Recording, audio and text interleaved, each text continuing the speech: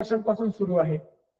प्राथमिक शिष्यवृत्ती परीक्षा इयत्ता 4थी ऑनलाईन तासिकेमध्ये आपल्या सर्वांचं पुनश्च एकदा मनपूर्वक स्वागत. शिक्षण विभाग पंचायत समिती पाथर्डी मार्फत आज मराठी विषयाची तासिका होणार आहे आणि या घटकाचं नाव आहे अलंकारिक शब्द. तर मित्रांनो, आज आपण अलंकारिक शब्द हा जो शिष्यवृत्ती म्हणजे मराठी विषयातला जो महत्वाचा घटक आहे तो घटक आपण समजावून घेणार आहोत.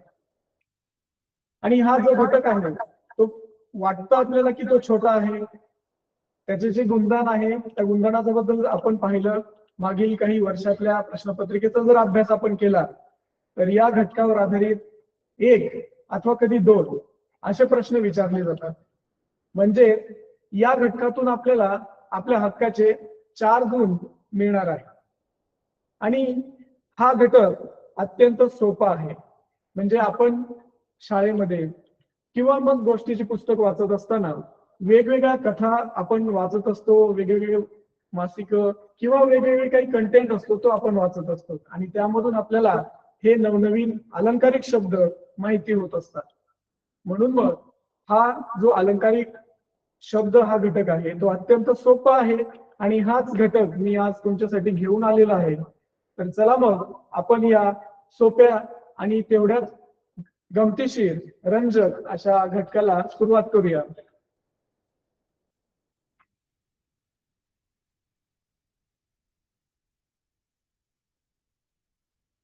विद्यार्थी मित्रांनो, तुमच्यासाठी मी एक कथा घेऊन आलेलो आहे. तुम्हाला नक्कीच कथा ऐकायला आवडत असतात, वाचायला आवडत असतात आणि तुम्ही त्या दररोज परिपाठामध्ये सुद्धा सांगत असतात.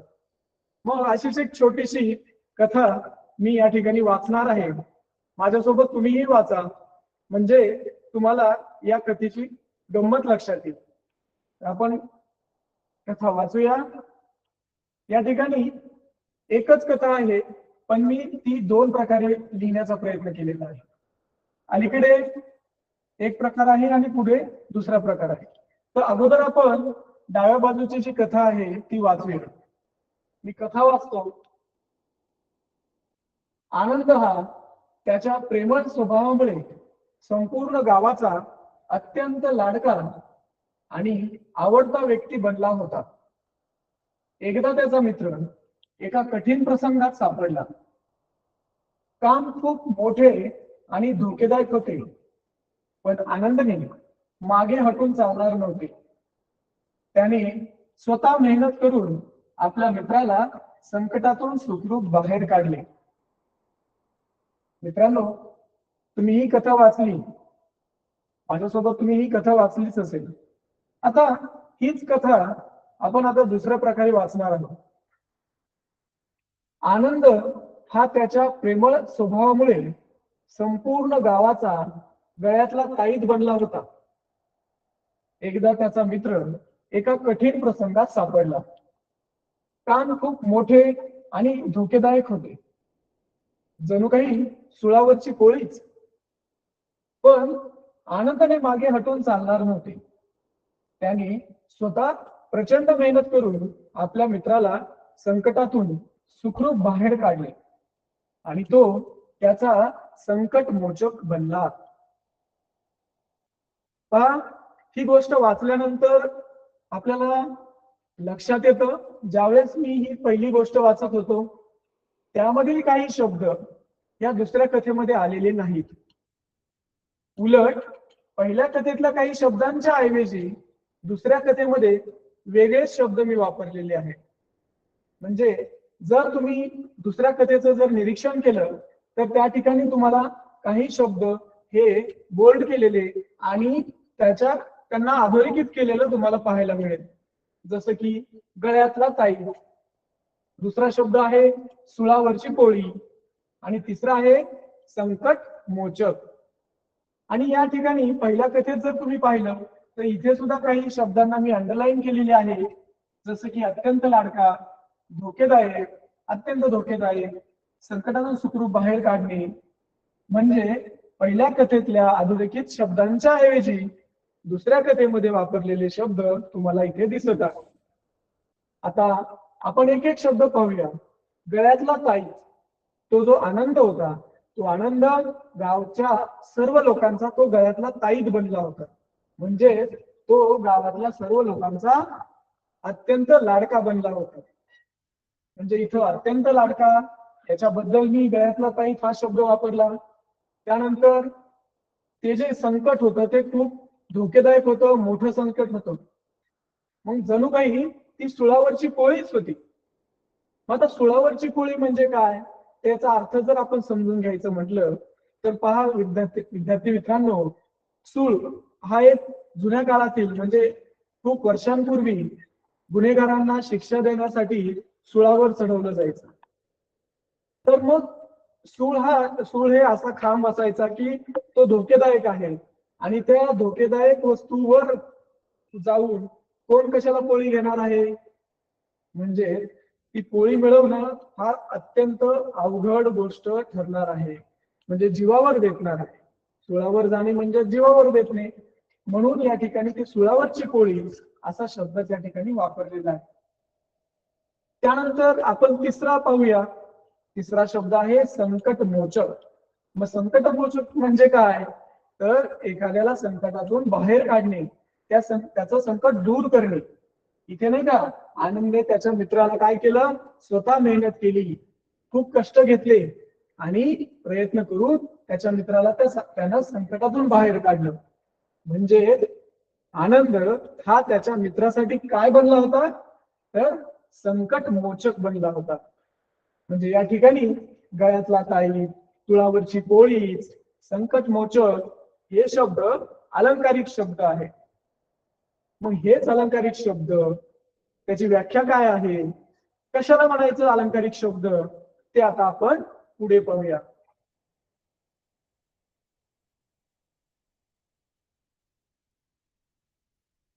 पहा विद्यार्थी मित्रांनो, अलंकारिक शब्द म्हणजे काय हे आपण थोडक्यात जाणून घेऊया. अलंकारिक शब्द म्हणजे असे शब्द किंवा शब्द समूह, बघा फक्त एक शब्द नाही तर कधी कधी 2 शब्द 3 शब्द सुद्धा अलंकारिक शब्दामध्ये वापरले जातात. मग अलंकारिक शब्द म्हणजे असे शब्द किंवा असे शब्द समूह जे वाक्यात वापरल्याने भाषेचे सौंदर्य वाढते. अशा शब्दांमुळे भाषेला डौल किंवा गोडवा प्राप्त होतो, भाषेची खुमारी वाढते. अशा शब्दांना अलंकारिक शब्द म्हणतात. आता आपण पाहूया, ज्याप्रमाणे माणसं दागिने घालतात, पुरुष असो स्त्री असो, दागिने घालतात. का घालतात, तर स्वतःचं सौंदर्य वाढवण्यासाठी ते दागिने घालत असतात. अगदी त्याच पद्धतीनं आपल्याला जर आपल्या भाषेचं सौंदर्य वाढवायचं असेल तर आपल्याला अलंकारिक शब्दांचा उपयोग त्या ठिकाणी करायचा आहे. म्हणूनच इथे लक्षात आपल्याला घ्यायचंय की अलंकारिक शब्द आपल्या भाषेचा गोडवा वाढवतात, त्याचबरोबर आपल्या भाषेचं सौंदर्य सुद्धा वाढवतात. आता हे जे अलंकारिक शब्द आहेत ते शब्द कशासाठी वापरले जातात, तर एखाद्या व्यक्तीचा स्वभाव सांगण्यासाठी, एखाद्याबद्दल आपल्याला त्याचं विशेषण सांगायचं आहे किंवा त्याच्याबद्दल विशेष माहिती सांगायची आहे तर आपण ते अलंकारिक शब्द वापरत असतो. त्यानंतर परिस्थिती, समजा एखादी व्यक्ती आहे, तो श्रीमंत, गरीब किंवा तो दुःखात आहे, सुखात आहे, अशी जी त्याची परिस्थिती आहे ती परिस्थिती सांगण्यासाठी सुद्धा आपण अलंकारिक शब्दांचा वापर करत असतो. त्यानंतर एखादी घटना आहे आणि ती घटना, त्या घटनेचं वर्णन जर आपल्याला करायचं असेल त्यासाठी सुद्धा आपण अलंकारिक शब्दांचा वापर करत असतो.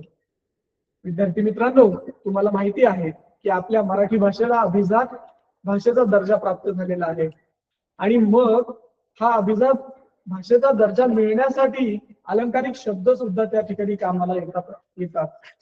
आपल्याला माहिती आहे की अलंकारिक शब्द आपल्या भाषेचं वजन वाढवतात, सौंदर्य वाढवतात.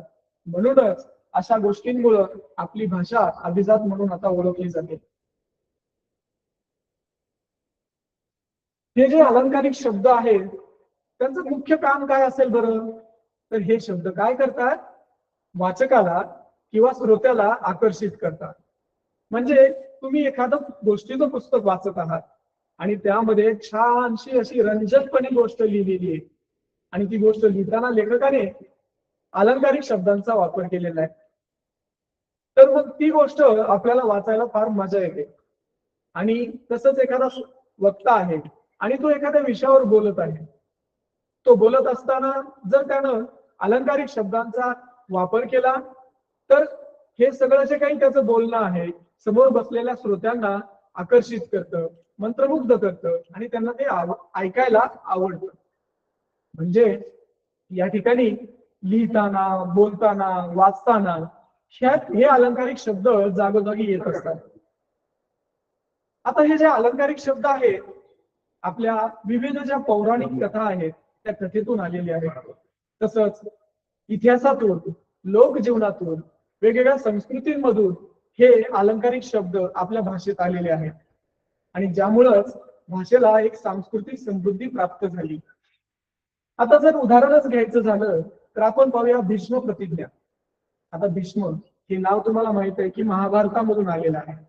एक कठीण तपश्चर्या करणारे जे व्यक्ती आहे, कठीण प्रश्न समोर आलेला असताना ते कशा पद्धतीनं तो निभावून न्यायचा हे जर आपल्याला शिकायचं असेल तर ते आपण भीष्मांकडून शिकतो. आणि म्हणून मग भीष्म प्रतिज्ञा हे जो शब्द आहे तो अशा पद्धतीने पौराणिक कथेतून आलेला आहे. जर कुंभकर्ण हा शब्द सुद्धा तुम्ही कथेमध्ये वाचलेला आहे, ऐकलेला आहे. आता कुंभकर्ण तुम्हाला माहिती आहे रामायणातून आलेला आहे आणि तो जो काही रामाचा भाऊ होता त्याला खूप झोप लागायची. म्हणजे तो खूप एकदा झोपला की तो उठणं अवघड होतं, म्हणजे तो गाढ झोपायचा. अशा पद्धतीचे जे व्यक्ती आहे त्याला काय म्हटलेलं आहे, कुंभकर्ण. मग हा कुंभकर्ण सुद्धा इथं आपण एखाद्या व्यक्तीबद्दल बोलायचं असल्यास हा शब्द आपण वापरतो. म्हणजे हे जे अलंकारिक शब्द आहेत अशा वेगवेगळ्या ठिकाणातून आलेले आहेत आणि त्यांचा वापर आपण बोलीभाषेमध्ये सुद्धा करत असतो. आता आपण एक अलंकारिक शब्दाबद्दलची सर्वात महत्वाची गोष्ट जाणून घेऊया. ती कधी तुम्हाला विसरायची नाहीये हे लक्षात घ्या. आता मगाशी मी जेव्हा तुम्हाला कथा वाचून दाखवत होतो ती कथा वाचत असताना काही अलंकारिक शब्दांचा त्या ठिकाणी वापर झालेला दिसला. पण मित्रांनो, जर अलंकारिक शब्द आणि त्याचा अर्थच जर तुम्हाला माहिती नसेल तर त्या गोष्टीचं अवलोकन तुम्हाला होईल का किंवा ती गोष्ट तुम्हाला समजेल का? तर नाही. म्हणून अलंकारिक शब्द माहिती असणं हे तेवढंच महत्वाचं आहे जेवढं अलंकारिक शब्द असलेली कथा आपण वाचतो, ऐकतो, सांगतो तेवढंच त्या अलंकारिक शब्दांचे अर्थ आपल्याला माहिती करून घेणं हे तेवढंच महत्वाचं आहे. आणि नुसतेच माहिती करून घ्यायचे नाही तर ते आपल्याला स्मरणात सुद्धा ठेवायचे आहे. म्हणजे आपल्याला परीक्षेमध्ये त्याचा योग्य त्या ठिकाणी वापर करता येईल. म्हणून अलंकारिक शब्दाबद्दल आपल्याला एक महत्वाची गोष्ट या ठिकाणी जाणून घ्यायची आहे. मग काय आहे ती महत्वाची गोष्ट? बघा, अलंकारिक शब्दातून व्यक्त होणारा आशय अर्थ शब्दशः तसाच घ्यायचा नाही. म्हणजे समजा मी फळ्यावर शब्द लिहिला गुळाचा गणपती. मग गुळाचा गणपती हा शब्द मी फळ्यावर लिहिला किंवा एखाद्या वाक्यात मी वापरला तर एखाद्या विद्यार्थ्याला वाटेल गुळाचा गणपती म्हणजे काय? गुळापासून बनलेला गणपती. म्हणजे या ठिकाणी तुम्हाला दोन शब्द दिसत आहेत, इथं गुळ आणि इथं गणपती. आणि जसा वाचलाय तसा जर त्याचा अर्थ घेतला एखाद्या विद्यार्थ्यानं तर तो काय समजून जाईल की गुळापासून बनलेला गणपती. पण मग खरंच गुळाचा गणपतीचा अर्थ असा आहे का? तर बिलकुल नाही. त्याचा अर्थ काय आहे? बघा इथे मी लिहिलंय की या अलंकारिक शब्दाचा अर्थ मंद बुद्धी असणारी व्यक्ती. बघा, मंद बुद्धी असणाऱ्या व्यक्तीसाठी गुळाचा गणपती असा शब्द वापरला जातो. मग तुम्ही जर त्या गुळाचा गणपती या शब्दाला असं सरळ सरळ घेतलं गुळापासून तयार झालेला गणपती तर अर्थ 100% चुकणार आहे. त्यानंतर दुसरं उदाहरण बघूया, अळवावरचे पाणी.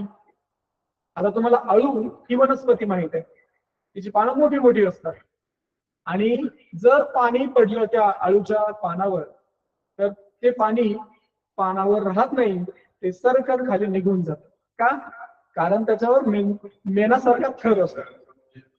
म्हणजे आळूच्या झाडाच्या म्हणजे आळूची जी काही वनस्पती आहे तिच्या पानावर जर पाणी पडलं ते निघून जातं, तिथं टिकत नाही, म्हणजे फार काळ टिकत नाही. म्हणून ज्या काही गोष्टी फार काळ न टिकणाऱ्या असतात अशा वस्तूंना म्हटलं जातं अळवावरचे पाणी. ज्या गोष्टी लगेच संपून जातात किंवा ज्या गोष्टी फार काळ टिकत नाही अशा गोष्टींना काय म्हणायचं आहे, अळवावरचे पाणी.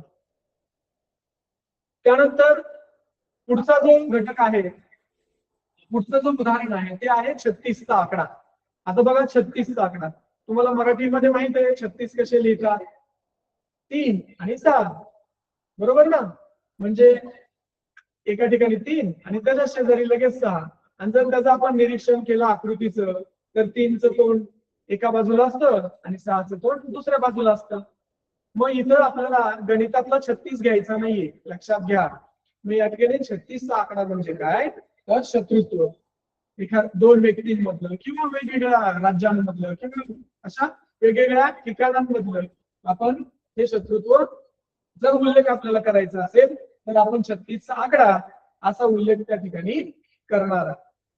मग या स्लाइड मधून आपल्याला एक गोष्ट महत्वाची लक्षात आली की अलंकारिक शब्द वाचत असताना जसं आपण वाचतो म्हणजे त्याचा जो वाच्यार्थ आहे तो आपल्याला नाही घ्यायचा आहे, त्याचा मतित अर्थ जो आहे त्यानं तो आपल्याला महत्वाचा आहे. म्हणून विद्यार्थी मित्रांनो सर्व अलंकारिक शब्द हे लक्षात ठेवणं आणि ते स्मरणात ठेवणं, ते पाठ करणं तेवढंच महत्वाचं आहे. मग आता आपण पुढे जाऊया की महत्वाचे काही अलंकारिक शब्द आपण पाहणार आहोत, ते माझ्यासोबत तुम्ही वाचायचे आहे. जर शक्य झालं तर तुम्ही ते लिहूनही ठेवा, कारण तुम्हाला इथे स्क्रीनवर अलंकारिक शब्द दिसत आहेत आणि जर तुम्हाला एखादा अलंकारिक शब्द नवीन वाटला तुमच्यासाठी, तुम्हाला त्याचा अर्थ माहिती नाही, तर असे शब्द तुम्ही पटकन तुमच्या वहीमध्ये नोंदवून ठेवा, जेणेकरून तुम्हाला त्यांचा नंतर उपयोग करता येईल.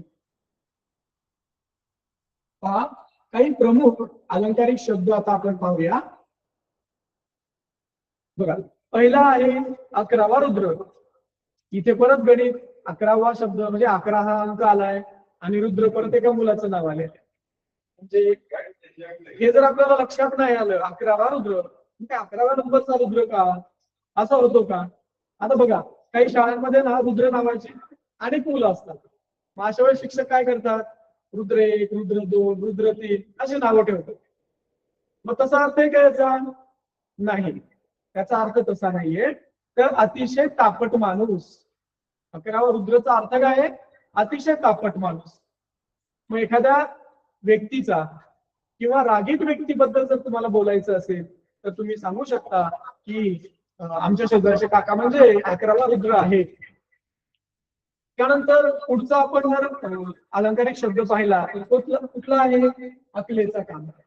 मग अकलेचा कांदा म्हणजे काय, तर मूर्ख, मूर्ख व्यक्ती. मूर्ख व्यक्तीबद्दल जर आपल्याला बोलायचं असेल तर अकलेचा कांदा हा अलंकारिक शब्द आपण वापरू शकतो. त्यानंतर आहे अरण्य रुदन. बघा अरण्य रुदन, ज्याचा उपयोग नाही असे कृत्य करणे. म्हणजे समजा एखाद्या व्यक्तीला धावण्याच्या स्पर्धेत भाग त्यानं घेतलेला आहे आणि त्याला नंबर मिळवायचा धावण्याच्या स्पर्धेमध्ये आणि मग तो दररोज कबड्डी खेळण्याची प्रॅक्टिस करतो. मग मला सांगा बरं, त्याला धावण्याच्या स्पर्धेत जर यश मिळवायचं असेल तर त्याने कबड्डी खेळून चालेल का? कबड्डी खेळण्याला त्याचं आरोग्य चांगलं राहील हे ठीक आहे, पण त्याला त्याचं विशिष्ट कौशल्य जर वाढवायचं असेल तर त्याचा अधिक सराव त्याला तिथं करणं गरजेचं आहे. म्हणून काय कबड्डी खेळून त्याचा उपयोग नाहीये. मग आपण काय केलं पाहिजे, जी गोष्ट महत्वाची आहे तीच गोष्ट आपण केली पाहिजे. म्हणून ज्याचा उपयोग नाही असे कृत्य करणारा जो आहे तो कोण आहे? अरण्य रुदन आहे, असं त्याचा अर्थ आपल्याला घ्यायचा आहे. त्याच्यानंतर पुढचा अलंकारिक शब्द आहे अक्षरशत्रू. पहा अक्षरशत्रू म्हणजे निरक्षर किंवा अडाणी व्यक्ती. विद्यार्थी मित्रांनो आता निरक्षर आणि अडाणी हे शब्द वापरायचे नाहीत हे लक्षात ठेवा बरं का. आता अक्षर हा शब्द वापरायचा आहे, परंतु आपल्या आपल्या स्कॉलरशिप अध्यापनामध्ये आपण जे काही शब्द वापरत आहोत अलंकारिक शब्द त्याचा अर्थ लक्षात ठेवण्यासाठी मात्र आपण हा निरक्षर शब्द वापरूया. मग अक्षर शत्रूचा अर्थ काय आहे तर निरक्षर किंवा अडाणी व्यक्ती. आता आपण पुढचा अलंकारिक शब्द पाहूया. तो आहे अहिल्याबाई म्हणजेच पुण्यवान स्त्री. विद्यार्थी मित्रांनो, आपल्याला माहित आहे आपल्या जिल्ह्याचं नाव काय आहे अहिल्यानगर. आपण सगळे खूप भाग्यवान आहोत कारण पुण्यदेवी पुण्यश्लोक अहिल्याबाई होळकर या आपल्याच जिल्ह्याच्या आहेत. आपल्या जिल्ह्यामध्ये जामखेड तालुक्यामध्ये तोंडी नावाचं गाव आहे आणि हे त्यांचं जन्मगाव आहे. या गावात त्या वाढल्या आणि पुढे चालून तुम्हाला माहित आहे की त्यांनी अनेक लोकहिताची कामं केलेली आहेत. अनेक गोरगरिबांसाठी त्यांनी खूप महत्वाची कामं करून ठेवलेली आहेत. म्हणून त्यांचं स्वतःचं नाव पुण्यवान स्त्री म्हणून वापरलं जातं. मग हे आपल्यासाठी किती महत्वाची गोष्ट आहे. म्हणून हे लक्षात ठेवायचंय की एखादी स्त्री अहिल्याबाई आहे याचा अर्थ काय तर ती पुण्यवान स्त्री आहे. तिची जी कार्य आहे ते कार्य अतिशय चांगलं आहे. गोरगरिबांसाठी त्या खूप चांगलं काम करते असा त्याचा अर्थ घ्यायचा आहे. म्हणून अहिल्याबाई हे सुद्धा वेगवेगळ्या कथेमध्ये किंवा वेगवेगळ्या पाठ्यपुस्तकातल्या धड्यांमध्ये वापरलेलं तुम्ही वाचत असता. आता पुढचा जो काही शब्द आहे तो आहे उंबराचे फूल. उंबर नावाची वनस्पती माहित आहे आणि उंबर पाहिले त्या झाडावर तुम्ही पाहिले का कधी पाहिलं असेल. पण मग कधी त्या झाडाचं फुल पाहिलंय का रे तुम्ही. मी तरी अजून पाहिलेलं नाही. तुम्ही सुद्धा ते पाहिलंच नसणार. बघा उंबराच्या झाडाला फळं येतात पण आपण फुल मात्र त्याचं काही पाहत नाही का. त्याला फुल येतं परंतु त्याचं जे फुल आहे ना ते जसं जास्वंद गुलाब मोगरा ही फुलं जशी ठळक दिसतात रंगीत असतात सुवासिक असतात तसं उंबराचं फुल बिलकुल नसतं. ते आपल्याला लक्षात सुद्धा येत नाही. म्हणून एखादी दुर्मिळ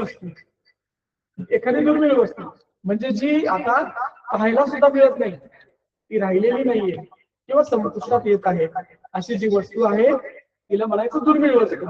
म्हणून त्या दुर्मिळ वस्तूला कशाची उपमा दिलेली आहे तर उंबराच्या फुलाची उपमा दिलेली आहे. मग तुम्ही अर्थ लक्षात घ्यायचा आहे उंबराचं फुल म्हणजे दुर्मिळ वस्तू. मग आता आपण पुढे जाऊया. ओनामा एका गाण्यामध्ये पण आहे बघा हा शब्द. ते गाणं तुम्ही शोधा आणि म्हणा. मग काय आहे त्या ओनामाचा अर्थ सुरुवात. एखाद्या गोष्टीची सुरुवात करायची म्हणजे काय करायचं तो ओनामा करायचा शुभारंभ करायचा. मग सुरुवातीसाठी किंवा सुरुवात करणे यासाठी ओनामा हा शब्द वापरला जातो. त्यानंतर आपण दुसरा शब्द घेऊया खडाजंगी म्हणजे मोठे भांडण. दोघांमध्ये खडाजंगी झाली. मधल्या सुट्टीमध्ये जेवणाच्या सुट्टीमध्ये विद्यार्थी आला आणि सहज त्या दोघांमध्ये खडाजंगी झाली असं त्यांनी मला सांगितलं. मग खडाजंगी झाली म्हणजे काय तर त्या दोघांमध्ये मोठं भांडण झालं. आता पहा खुशाल चेंडू खुशाल राहणारा माणूस म्हणजे निवांत राहणारा माणूस. आणि निवांत म्हणजे कसलंच कष्ट करायचं नाही आरामात राहायचंय असा जो व्यक्ती असतो त्याला म्हणायचं खुशाल चेंडू म्हणजे चैनीखोर माणूस. त्याला फक्त चैन करायला आवडते. त्याला कष्ट नको असतात दुःख नको असतं आणि तो आरामात राहतो. म्हणून त्याला काय म्हणायचंय खुशाल चेंडू. आणि पुढचा शब्द आहे गंगा यमुना. बघा गंगा यमुना आपल्याला दोन डोळे आणि त्या डोळ्यांमधून जेव्हा पाणी व्हायला लागतं तेव्हा म्हणतात की गंगा यमुना वाहायला लागली. मग गंगा यमुना व्हायला लागली म्हणजेच काय तर अश्रू व्हायला लागले. डोळ्यातून अश्रू वाहणे म्हणजे डोळ्यातून गंगा यमुना वाहणे. म्हणून अशा अर्थानं आपल्याला हे अलंकारिक शब्द लक्षात ठेवायचे असतात. म्हणजे परीक्षेमध्ये जर आपल्याला त्या प्रश्न विचारले तर त्याचं पटकन उत्तर आपल्याला शोधता येईल. असेच काही प्रमुख अलंकारिक शब्द बघूया. जसं की गर्भश्रीमंत म्हणजे जन्मापासून श्रीमंत. काही व्यक्ती जन्मापासून श्रीमंत असतात. मग अशा व्यक्तींबद्दल जेव्हा आपल्याला बोलायचंय तेव्हा आपण काय करणार गर्भश्रीमंत हा शब्द वापरणार. दुसरा शब्द आहे गाजर पारखी म्हणजे कसलीही पारख नसलेला माणूस. मूर्ख म्हणजे बाजारातून त्याला भाजी बाजारामधून जर समजा त्याला काही भाज्या घेऊन यायच्या आहे, तर भाज्या घेऊन येत असताना तो जे मिळेल ते आणि जशा असतील तशा उचलून तो घेऊन येतो. म्हणजेच काय, तर तो कसलीच पारख नाहीये, कोणती भाजी चांगली, ताजी भाजी कोणती आहे, खराब न झालेली भाजी कोणती आहे, असं ज्याला कळतं तो गाजर पारखी लक्षात घ्या. म्हणजे कसलीही पारख नसलेला माणूस, त्याला म्हणायचंय गाजर पारखी. आता या ठिकाणी गोगलगाय, आता हा गोगलगाय शब्द कशासाठी वापरतात, तर निरुपद्रवी मनुष्य, म्हणजे ज्याच्यापासून कसलाच धोका नाही असा व्यक्ती, किंवा त्याला दुसरा अर्थ काय घ्यायचा आहे, गरीब माणूस, कधी मोठ्यानं कोणाला बोलणार नाही, रागवणार नाही, कोणाची निंदा करणार नाही, किंवा कामामध्ये पण तो गरीबच असणार. असं जो आहे गोगलगाय म्हणजे गरीब व्यक्ती. त्यानंतर घरकोंबडा. मग घरकोंबडा म्हणजे काय, घराबाहेर न पडणारा, कायम घरात राहणारा, कायम घरात राहणारा जो व्यक्ती आहे त्याला घरकोंबडा असं म्हणतात. काही मुलं असतात बघा, कधीच मैदानावर जात नाही, खेळत नाही, मग अशी जी मुलं असतात त्यांना काय म्हणायचं आपण, घरकोंबडा. म्हणून हा शब्द एक लक्षात ठेवा. आता आपण पुढचा शब्द बघूया, घोरपड. म्हणजे चिकाटी असलेला माणूस, चिकाटी माणूस, एखादं काम करायचं ना तर चिकाटीनं पूर्ण करणारा माणूस जो असतो त्याला घोरपड म्हणतात. आता घोरपड तुम्हाला माहित आहे का, बघा घोरपड, घोरपड हा प्राणी आहे, बरोबर, म्हणजे पालीचाच तो मोठा भाऊ आहे, हे लक्षात घ्या. त्याचं एक वैशिष्ट्य, जर एकदा का घोरपडीने दगडाला किंवा कुठल्याही वस्तूला जर पकडून धरलं, जेव्हा त्याच्यावर संकट येतं तेव्हा, आणि त्याला आपण कितीही शक्ती लावून जर ओढलं, काढण्याचा प्रयत्न केला तिथून, पण घोरपड काही निघत नाही, कारण ती दगडाला चिकटलेली असते. म्हणून त्या घोरपडीचं वैशिष्ट्य माणसाबद्दल या ठिकाणी वापरण्यात आलेलं आहे. काय म्हणून वापरण्यात आलेलं आहे, की एखादं काम करत असताना चिकाटीनं ते पूर्णत्वास न्यायचं, असा जो व्यक्ती असेल त्याला घोरपड असं म्हटलं जातं. त्यानंतर पुढचा आहे चरपट पंजरी. आता चरपट पंजरी म्हणजे निरर्थक बडबड करणारा व्यक्ती, गरज नसताना अनावश्यक बडबड जो करतो त्याला म्हणायचं चरपट पंजरी. पुढचा आहे झाकले माणिक. फारसा प्रसिद्ध नसलेला पण गुणी मनुष्य म्हणजे झाकले माणिक. विद्यार्थी मित्रांनो, कैलास सत्यार्थी यांचं नाव मी त्यांना नोबेल मिळाल्यानंतरच ऐकलं.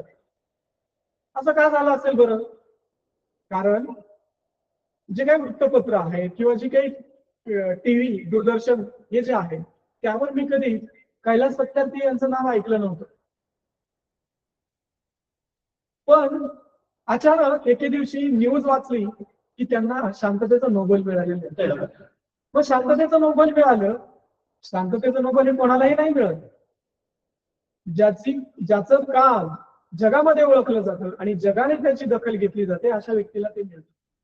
मग या ठिकाणी त्यांचं काम गेल्या 20-30 वर्षांपासून नव्हे, त्याच्या अगोदरपासून सुद्धा सुरू होतं, आणि मग ते काम सुरू असल्यामुळं त्यांना नोबेल पारितोषिक मिळालं.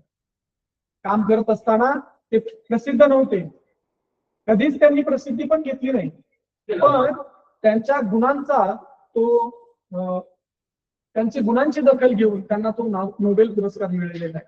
मग अशा ज्या व्यक्ती असतात ना त्यांना म्हणायचं झाकले माणिक. म्हणजे फारसे प्रसिद्ध नसले तरी ते गुणी असतात आणि त्यांचं ते काम अगदी चोखपणे पूर्ण करत राहतात.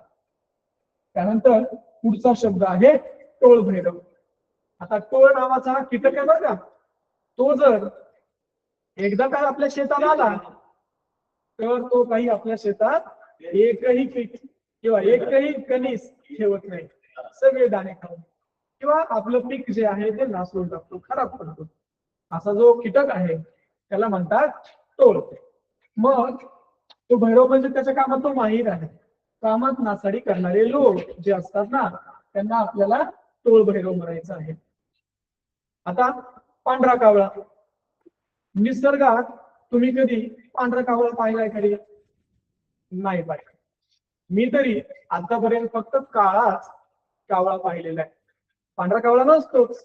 म्हणून निसर्गातच वस्तू नाहीये ती वस्तू जर आपण एखाद्याला सांगायला गेलो किंवा आहे असं म्हणलं तर त्याला काय म्हणायचंय?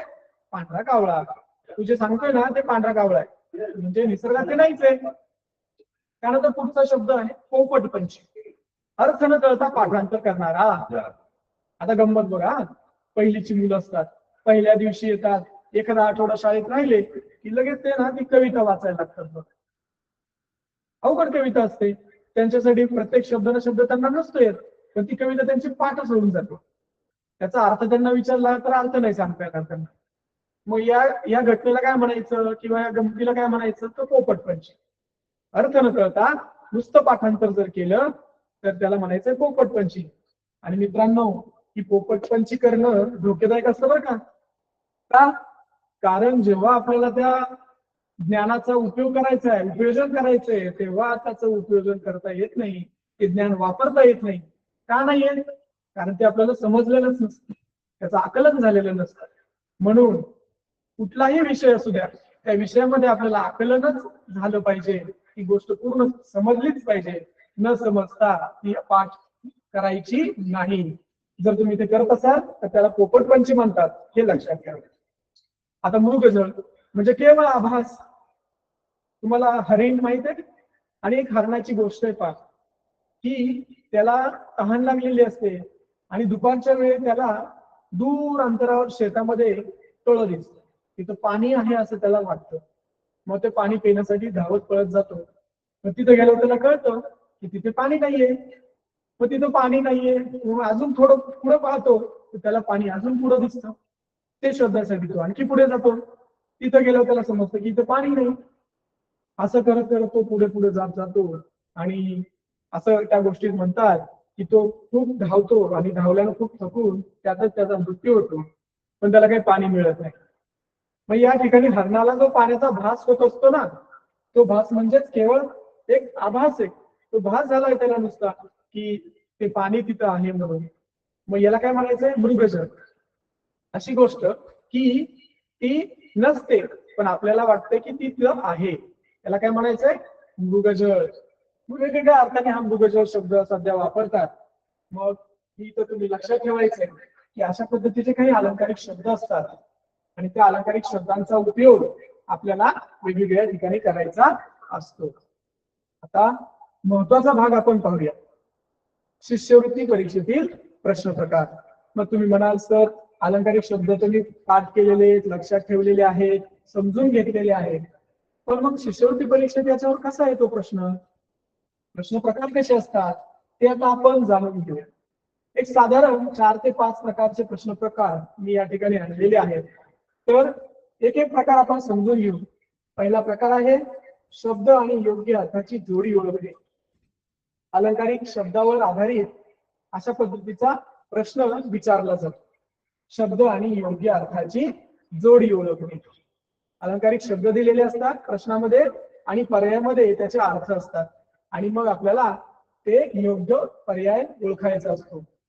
त्यानंतर अर्थ दिला असतात, योग्य अलंकारिक शब्द ओळखणे. म्हणजे एखाद्या अलंकारिक शब्दाचा अर्थ दिलेला असतो प्रश्नामध्ये आणि आपल्याला खाली पर्यायामध्ये तो शब्द ओळखायचा असतो. मग त्या ठिकाणी पर्यायामध्ये किंवा प्रश्नामध्ये दिलेला जो अलंकारिक शब्द आहे त्याचा अर्थ आपल्याला माहिती असावा किंवा वाचून पण आपण ते उत्तर शोधू शकतो. पण त्यासाठी अगोदर अलंकारिक शब्दांचा अभ्यास आपण केलेला हवा. त्यानंतर प्रश्न क्रमांक 3 आहे गटातनं बसणारा शब्द ओळखणे. मग या ठिकाणी तुम्हाला काय केलेलं असतं? अलंकारिक शब्द आणि त्याचा अर्थ अशा जोड्या दिलेल्या असतात. चार पर्याय दिलेले असतात आणि त्या 4 पर्यायामध्ये योग्य अलंकारिक शब्द आणि त्याचा योग्य अर्थ कुठल्या पर्यायामध्ये दिलाय ते तुम्हाला शोधायचं असतं.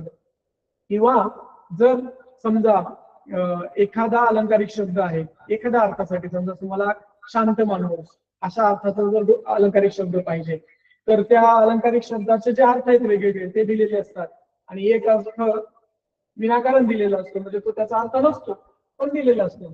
मग तो सुद्धा तुम्हाला वेगळा करायचा असतो. असा तो प्रश्न प्रकार आहे गटातनं बसणारा. त्यानंतर चौथा प्रश्न आहे चुकीचा अर्थ असलेला अलंकारिक शब्द ओळखणे. या ठिकाणी अर्थ दिलेले असतात, एक चुकीचा अर्थ दिलेला असतो तो ओळखायचा आहे. नंतर वाक्यातील अधोरेखित शब्दांसाठी योग्य अलंकारिक शब्द शोधणे.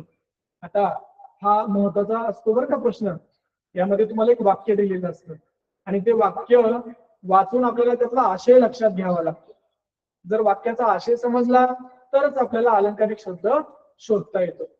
म्हणून ते वाक्य नीट वाचणं, लक्षपूर्वक वाचणं महत्वाचं आहे आणि ते वाचून आपल्याला अर्थ माहिती करून मग अलंकारिक शब्द शोधायचा आहे. असे हे 5 प्रश्न प्रकार आतापर्यंत परीक्षेमध्ये विचारण्यात आलेले आहेत. मग त्याचं एक उदाहरण आपण आता पाहूया की नेमका परीक्षेमध्ये प्रश्न कसा विचारतात. बघा, पहिला प्रश्न प्रकार आहे शब्द आणि योग्य अर्थाची जोडी ओळखा. शब्द म्हणजे अलंकारिक शब्द आणि त्याचा अर्थ आपल्याला ओळखायचा आहे. मग प्रश्न काय आहे बघा, नीट वाचा. लंकेची पार्वती. लंकेची पार्वती या अलंकारिक शब्दाचा योग्य अर्थ पर्यायामधून निवडा. आता यासाठी तुम्हाला लंकेची पार्वती कशाच म्हणतात, त्याचा अर्थ काय होतो हे माहिती असणं गरजेचं आहे. मग लंकेची पार्वती याचा अर्थ आपण शोधूया. आता बघा, मी पर्याय कसे दिलेले आहेत. अत्यंत श्रीमंत पुरुष, अत्यंत श्रीमंत स्त्री, अत्यंत गरीब स्त्री आणि अत्यंत गरीब लंका नावाची स्त्री. मग या ठिकाणी लंकेची पार्वती म्हणजे काय, तर अत्यंत गरीब स्त्री जी असते त्या स्त्रीला लंकेची पार्वती असं म्हणतात. म्हणजे तिच्याकडं कसल्याच प्रकारचं धन नसतं अशी जी व्यक्ती आहे किंवा जी स्त्री आहे तिला लंकेची पार्वती म्हणतात. काही ठिकाणी काही पाठांमध्ये एखादी व्यक्ती तिच्याकडे कसल्याच प्रकारचा दागिना नाही अशा अर्थानं जेव्हा तो वापरायचा आहे त्यासाठी सुद्धा लंकेची पार्वती हा शब्द वापरण्यात आलेला आहे. मग या ठिकाणी आपलं उत्तर काय असणार आहे, पर्याय क्रमांक 3. त्यानंतर पुढचा आहे गटात न बसणारा शब्द ओळखा. या ठिकाणी तुम्हाला 4 अलंकारिक शब्द दिलेले आहेत. पण मग कशासाठी दिले, तर मूर्ख या शब्दासाठी तुम्हाला अलंकारिक शब्द ओळखायचे आहेत. पण कोणता, ज्याचा अर्थाशी संबंध नाही. मग प्रश्न नीट वाचा. खालीलपैकी कोणता शब्द मूर्ख या अर्थाशी संबंधित नाही. मूर्ख या अर्थाशी संबंधित नाही. मग त्यासाठी तुम्हाला मूर्ख यासाठी कोणते कोणते अलंकारिक शब्द वापरतात हे माहिती असणं गरजेचं आहे. मग बघा बरं, अकलेचा कांदा याचाही अर्थ मूर्खच होतो. कुळाचा गणपती म्हणजे मंद बुद्धी असलेला व्यक्ती. मग मंद बुद्धी असलेला व्यक्ती म्हणजेच मूर्ख व्यक्ती. त्यानंतर गाढव, गाढव हा शब्द सुद्धा मूर्ख या अर्थानं वापरलं जातं. आणि मग आपला हा जो तिसरा पर्याय आहे तो आहे शेंडेफळ. शेंडेफळ म्हणजे काय, तर शेवटचे अपत्य. शेवटचे अपत्य जे असतं ना त्याला शेंडेफळ म्हणतात. मग मूर्ख या अर्थाशी संबंधित असलेला शब्द कोणता, मग शेंडेफळ. मग याचं उत्तर काय असणार आहे, पर्याय क्रमांक 3. बघा, असे प्रश्न तुम्हाला परीक्षेमध्ये येणार आहेत. आपण आता पुढचा प्रश्न पाहूया. तिसरा प्रकार आहे अर्थ दिलेला असतो आणि मग आपल्याला योग्य तो अलंकारिक शब्द ओळखायचा असतो. मग पहा बरं, प्रश्न असा आहे, संकुचित वृत्ती असलेला माणूस या अर्थासाठी योग्य अलंकारिक शब्द कोणता. काय ओळखायचं आपल्याला, संकुचित वृत्ती असलेला माणूस याच्यासाठी कोणता शब्द वापरला जातो. तर त्यासाठी आपल्याला हे समजून घेणं गरजेचं आहे. मग संकुचित वृत्ती म्हणजे काय, तो फक्त काय करतो, स्वतःचा विचार करतो, इतरांचा विचार करत नाही, किंवा मग जे काही त्याच्या आजूबाजूचं आहे ना त्यालाच सगळं विश्व मानून घेतो, असं जो आहे त्याला म्हणायचं संकुचित वृत्ती. मग आपण पर्यायामध्ये शोधूया. अकलेचा कांदा नाही, तर मूर्ख या शब्दासाठी अकलेचा कांदा वापरतात. आता रामबाण, रामाचा बाण म्हणजे काय, की एखाद्या आजारावरच अचूक गुणकारी औषध किंवा उपाय आपण त्याला म्हणूया. म्हणजे एखादी अडचण आली आणि त्याला योग्य उपाय दिला आपण त्या अडचण दूर करण्याचा, तर तो सुद्धा काय शब्द झाला, रामबाण झाला. किंवा एखादा आजार असतो आणि त्या आजाराला वैद्य काय करतो, औषध देतो, आणि ते जर त्याला लागू झालं म्हणजे त्याचा जर त्याला फरक पडला, आजार दूर झाला, तर अशा वेळेस आपण काय म्हणतो त्या औषधाला, की ते रामबाण औषध आहे. रामबाण औषध म्हणजे गुणकारी औषध. या अर्थानं ते रामबाण शब्द वापरलेला आहे. त्यानंतर उंटावरचा शहाणा. उंटावरचा शहाणा म्हणजे काय, विनाकारण आणि चुकीचा सल्ला देणारा, बरोबर. मग आता राहिला कूपमंडूक. मग हा जो कूपमंडूक आहे, कूप, आता बघा हा शब्द कसा तयार झालाय. कूप म्हणजे हा विहिरीसाठी वापरला जातो, आणि मंडूक हा शब्द बेडकासाठी वापरला जातो, म्हणजे विहिरीतला बेडूक जसं विहिरीला स्वतःचा विश्व समजत असतो, तसा एखादा व्यक्ती जो आहे तो स्वतःचाच विचार करतो, म्हणून त्याला संकुचित वृत्ती असं म्हणतात. आणि मग हा शब्द आपल्याला काय मिळणार आहे, संकुचित वृत्तीसाठी कुठला अलंकारिक शब्द मिळणार आहे, तर उपमंडूक. म्हणून या प्रश्नाचं उत्तर आहे उपमंडूक. आता आपण पुढचा प्रश्न पाहूया. चुकीचा अर्थ असलेला अलंकारिक शब्द ओळखणे. प्रश्न असा आहे, चुकीचा अर्थ असलेल्या अलंकारिक शब्दाचा पर्याय निवडा. मग यासाठी तुम्हाला हे चारही अलंकारिक शब्द माहिती असायला हवेत. खोगीरभरती, निरुपयोगी, म्हणजे ज्याचं कामच नाहीये, ज्याचा उपयोगच नाहीये, अशी गोष्टी म्हणजेच काय, खोगीरभरती. झाकलेले माणी, झाकून ठेवलेले मोती. बघा, झाकले माणी याचा अर्थ मी मगाशी सांगितला होता तुम्हाला. त्यानंतर सांगकाम्या, स्वतःच्या मनाने काही न करणारा. दुसऱ्यानं सांगितलं की मगच करायचं, स्वतःची बुद्धी वापरून काम करायचं नाही, अशा व्यक्तीला सांगकाम्या म्हणतात. त्यानंतर आहे मुखस्तंभ. मुका नसतानाही काहीच न बोलणार, म्हणजे त्याला बोलता येतं परंतु तो बोलत नाही, म्हणजे त्याला तोंड आहे, मुख आहे, तो मुका नाहीये, तोंड आहे त्याला, तरीही तो बोलत नाही. मग अशा व्यक्तीला काय म्हणायचंय, मुखस्तंभ. मुखस्तंभ आहे, बोलत नाही. मग या ठिकाणी बघा आपल्याला चुकीचा अर्थ असलेला. मग खोगीरभरती, निरुपयोगी, हे बरोबर आहे. मुखस्तंभ, मुका नसतानाही काही न बोलणारा, बरोबर आहे. सांगकाम्या, स्वतःच्या मनाने काही न करणारा, हे पण बरोबर आहे. मग काय, झाकली माणिक. मग झाकली माणिक म्हणजे काय, झाकून ठेवलेला मोती का, तर नाही. प्रसिद्ध, फारसा प्रसिद्ध नसलेला पण गुणी व्यक्ती, असा त्याचा अर्थ होतो. म्हणून पर्याय क्रमांक 2 जो आहे तो या ठिकाणी आपलं उत्तर असणार आहे. म्हणजे ती चुकीची जोडी आहे. या ठिकाणी चुकीची जोडी ओळखत असताना आपल्याला त्या अलंकारिक शब्दाचा योग्य अर्थ माहिती असणं गरजेचं आहे. त्यानंतर हा प्रश्न पहा बरं. वाक्यातील अधोरेखित शब्दांसाठी योग्य अलंकारिक शब्द शोधणे. अधोरेखित केलेला शब्द किंवा वाक्य दिलेलं असतं आणि त्या वाक्यात टिंबटिंब म्हणजे रिकामी जागा दिलेली असते, आणि त्या रिकाम्या जागेमध्ये आपण कुठला अलंकारिक शब्द वापरू शकतो हे आपल्याला शोधायचं असतं किंवा सांगायचं असतं. मग बघा बरं, हे वाक्य काय आहे, शेजारचे काका इतके रागीट आहे की जणू टिंबटिंब. बघा, आता रागाशी संबंधित आहे, त्या काकांच्या रागाशी संबंधित या ठिकाणी प्रश्न या ठिकाणी दिलेला आहे.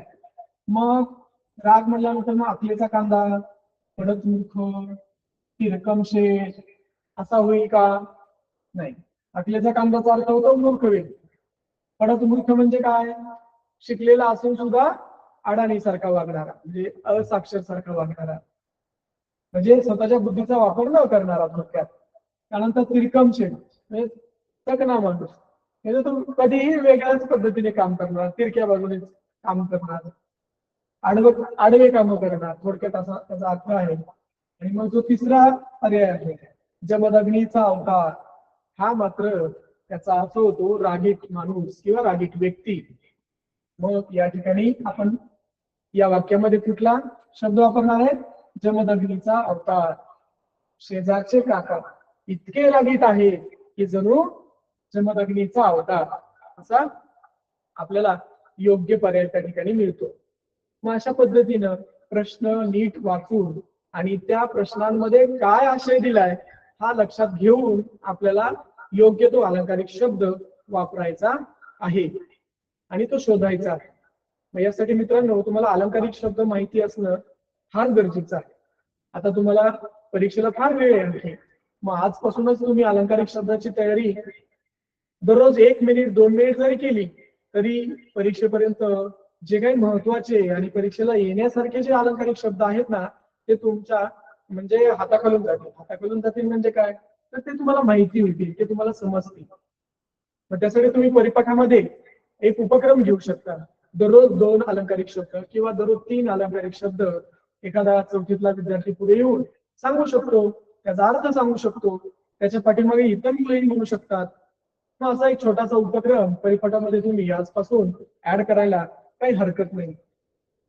मग आपण पुढे जाऊया. आता बराच वेळ झाला आपण अभ्यास करत आहोत. हा पण अभ्यासच आहे, पण थोडा गमतीमधून अभ्यास आपण समजून घेऊया. बघा, अलंकारिक शब्द वाचत असताना एक गोष्ट तुमच्या लक्षात आली असेल की बऱ्याचशा प्राण्यांचा वापर अलंकारिक शब्दांसाठी केलेला आहे. मग त्या प्राण्यांचे जे गुणवैशिष्ट्ये आहेत त्या गुणवैशिष्ट्यांचा उपयोग करून अलंकारिक शब्द किंवा त्यांच्या जे शरीराचे भाग आहेत किंवा शरीराचा आकार आहे यावरून सुद्धा काही अलंकारिक शब्द तयार झालेले आहेत. मग या ठिकाणी आपण पहिला बघूया शेळीचं शेपूट. तुम्हाला माहिती आहे शेळी माहिती आहे सर्वांना? हा, तर त्या शेळीचं शेपूट पाहिलं कधी तुम्ही? छोटं असतं ना. तसं पाहिलं आपल्याला लक्षात म्हणजे एखादा मुलगा म्हणेल की त्या छोट्याशा शेपटीचा काय उपयोग? माकडाला तरी किती मोठी शेपूट असतं, त्याला तरी झाडावर चढायला झाडावरून न पडण्यासाठी त्याचा उपयोग होतो. या शेळीला काय उपयोग आहे? म्हणून ते छोटं का होईना पण ते शेळीचं शेपूट जे आहे ना त्याचा अर्थ बघा कसा तयार झाला. कशाचाही उपयोग नसलेली वस्तू, त्याचा उपयोगच नाहीये असून सुद्धा, म्हणून त्याला काय म्हणायचं? शेळीचा शेपूट. तुम्हाला माहिती आहे ना. मग याच माकडांनी जेव्हा शेपूट वापरायचं बंद केलं तेव्हा पुढे काय झालं की तुम्हाला माणसाची गोष्ट माहिती आहे ना. तुम्ही आपल्या सभोवतालचे जग या पाठ्यपुस्तकामध्ये ते पाहणारच आहात आणि ते ज्यांना माहिती नाही ना त्यांनी ते लवकरच शोधायचे आणि मग तुम्हाला शेळीचं शेपूट हे लक्षात येईल. मग शेळीचं शेपूटचा अर्थ लक्षात घ्या. सशाचे शिंग. सशाला कधी शिंग असतात का रे? त्याला 2 कान असतात. तो शिंगासारखी पण उभा करू शकतो. पण इथं बघा गंमत, त्याला शिंग नसतात तरीही सशाचे शिंग म्हटलेले. म्हणजे काय? तर अस्तित्वात नसलेली गोष्ट, या पृथ्वीतलावरती अस्तित्वातच नाही तरी ती सांगणे म्हणजे काय? सशाचे शिंग. आता बघा, सिंहापासून काय शब्द बनला? सिंहावलोकन. गतकाळ म्हणजे होऊन गेलेला काळ, भूतकाळ. मग गतकाळाचं अवलोकन करायचंय म्हणजे उदाहरणार्थ एखादे शिक्षक आहेत, एखादा नवीन धडा शिकवत असताना सुरुवात करत असताना ते काय करतात की त्या धड्याला किंवा त्या पाठातले जो आशय आहे त्याच्या अनुषंगाने मागील पाठामध्ये आपण काय शिकलो याचं ते काय करतात? थोडी उजळणी करतात, म्हणजेच अवलोकन करत असतात. मग यालाच काय म्हणायचंय? गतकाळाचे अवलोकन. हा जो सिंहावलोकन शब्द आहे ना तो मोठ्या मोठ्या जे काही अधिकारी असतात, मंत्री असतात, यांच्या बैठका ज्या होतात ना त्या बैठकीची सुरुवात कशाने होत असते? सिंहावलोकन होत असते. बातम्यांमध्ये हा शब्द बऱ्याचदा ऐकायला येतो पहा, पण आपण आपल्या वर्गाच्या स्तरावरून तो अर्थ समजून घेतला. त्यानंतर हत्तीचे पिल्लू. हत्तीचा आकार तुम्हाला माहिती आहे, मग त्याचं वजन तुम्हाला माहिती आहे. आणि मग हत्तीचं पिल्लू म्हणजे काय? लठ्ठ व्यक्ती. एखाद्या लठ्ठ व्यक्तीबद्दल बोलायचं असेल तर हत्तीचं पिल्लू हा शब्द किंवा हे विशेषण किंवा अलंकारिक शब्द वापरण्यात येतो. नंदीबैल. नंदीबैल पाहिला असेल ना तुम्ही? हो लागो म्हणणार. सतत तो दरवेळी जो बोलवतो काय करत असतो नंदीबैल? त्याची मान हलवत असतो आणि मग त्याला काय म्हणायचंय? नंदीबैल म्हणायचं. काही व्यक्ती पण असे असतात, काही झाले तरी ते काय म्हणतात? हो. समोरचा जो बोलतोय ना त्यालाच हो म्हणणार, ऍग्री करणार, त्याचं स्वतःचं मत सांगणार नाही. तसा जो व्यक्ती आहे त्याला म्हणायचंय नंदीबैल. आता घाण्याचा बैल. घाणा माहिती आहे का रे मुलांना तुम्हाला? तर पूर्वीच्या काळी बैलाच्या साहाय्याने तो घाणा चालवला जायचा आणि त्या घाण्यातून तेल काढलं जायचं. आता आधुनिक घाणे आहेत, लाईटचा वापर करून आपण तेल मिळवतो, परंतु जुन्या काळामध्ये ते बैलाचे असायचे आणि दिवसभर त्या बैलाला त्या ठिकाणी कामाला जुंपलं जायचं. म्हणून तिथं शब्दच काय? घाण्याचा बैल. त्याला फार कष्ट पडायचे त्या बैलाला ते काम करत असताना. म्हणजेच असा व्यक्ती की जो सतत काम करणारा आहे त्याला काय म्हणायचंय, धान्याचा बैल. त्यानंतर बघा आता पराचा कावळा, म्हणजे अतिशयोक्ती करून सांगणे. अतिशयोक्ती म्हणजे जी गोष्ट नाहीच ना त्या गोष्टीचं वर्णन अगदी मोठं मोठं मोठं करून ठेवायचं. अतिशयोक्ती करायची म्हणजे छोटी गोष्ट मोठी करून सांगायची. मग आता ह्या अतिशयोक्तीचं एक छोटंसं उदाहरण आपण बघूया बरं का. माझ्यासोबत तुम्ही सुद्धा वाचू शकता. हे काय आहे रे उदाहरण? दमडीचं तेल आणलं सासूबाईंचं नाणं झालं. दमडीचं तेल आणलं सासूबाईंचं नाणं झालं. मामांजीची दाढी झाली, भाऊजींची शेंडी झाली. उरलेलं तेल झाकून ठेवलं, त्यावर उंदराचा पाय पडला.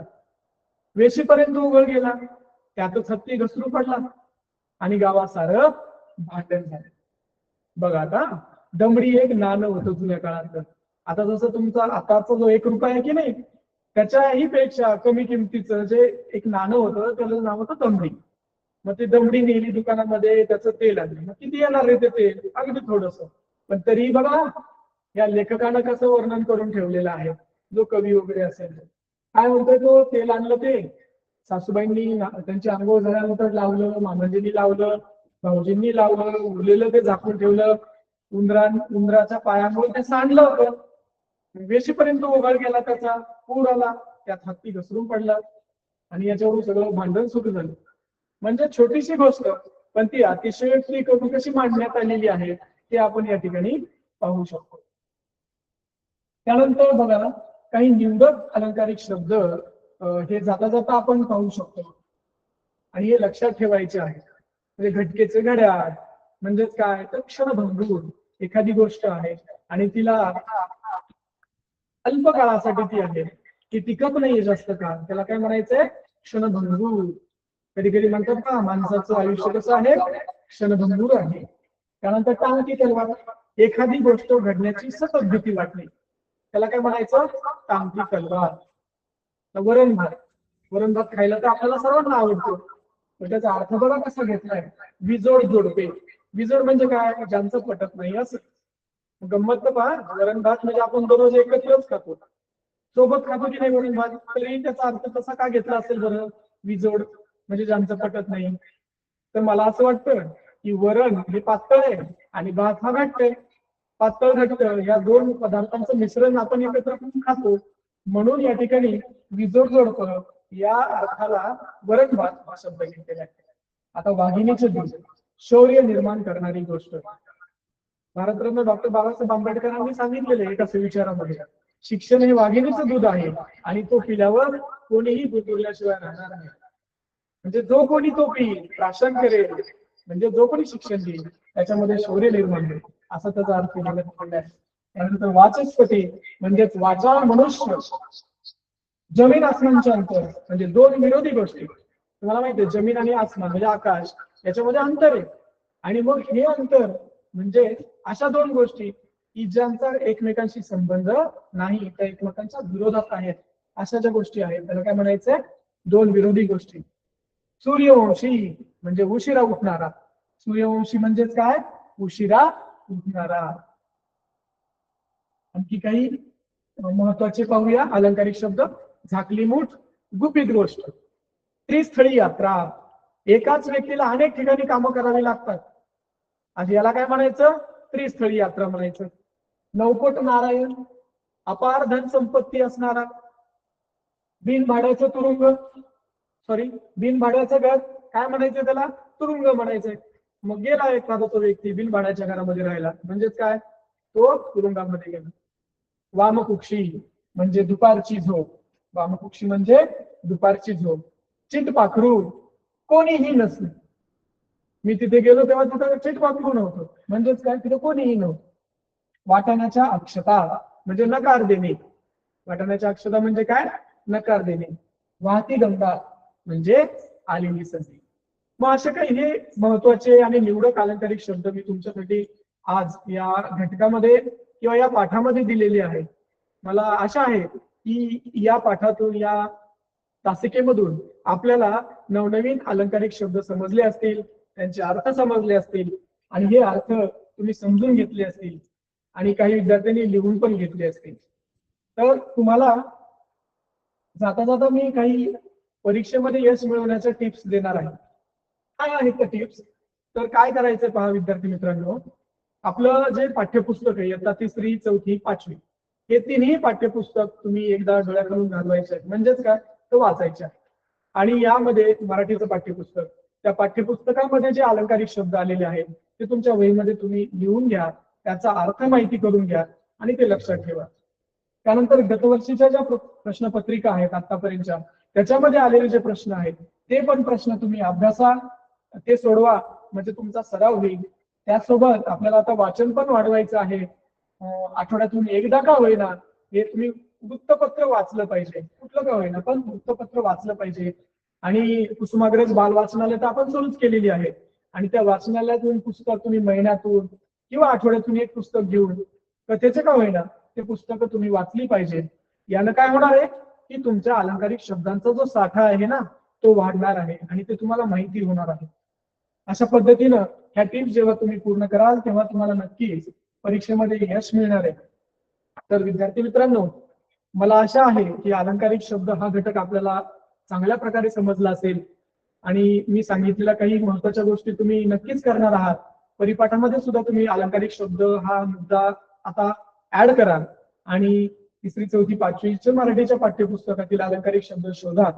अशा पद्धतीने या घटकाची जर तुम्ही तयारी केली तर तुम्हाला परीक्षेमध्ये नक्कीच यश मिळणार आहे. 1 किंवा 2 जे काही प्रश्न याचे येतील त्याचे उत्तर तुम्हाला हमखास मिळतील आणि ते गुण तुम्हाला मिळतील. अशा पद्धतीनं आपल्याला शिष्यवृत्ती परीक्षेच्या तयारीसाठी भरपूर शुभेच्छा देतो आणि या ठिकाणी थांबतो.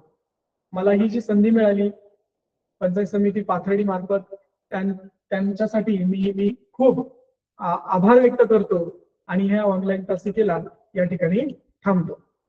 धन्यवाद.